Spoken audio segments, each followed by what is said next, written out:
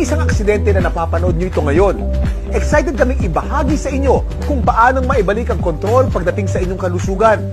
Ang ating katawan ay mayroong kakayahan na labanan ng mga sakit. Self-healing na kung tawagin.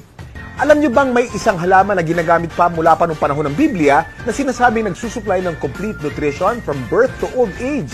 At isa sa most nutritious of all plant foods na makakatulong mag-maintain ng strength, stamina, and energy hanggang sa pagtanda.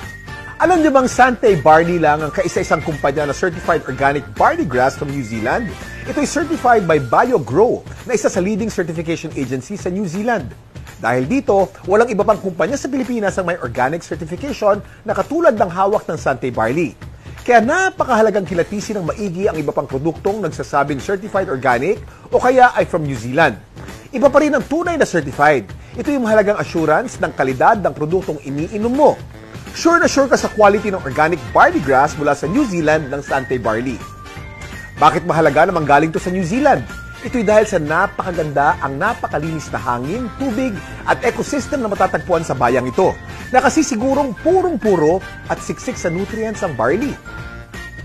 At dahil organic at walang bahid ng pesticides o synthetic fertilizers to, sensitibo sa weather conditions ang pag-harvest ng barley.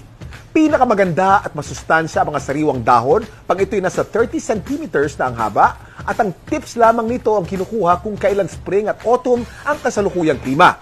Ito rin ang nagbibigay ng natural na lasa at kulay sa organic barley grass. So ano bang hinihintay nyo? There is a better choice, a better way.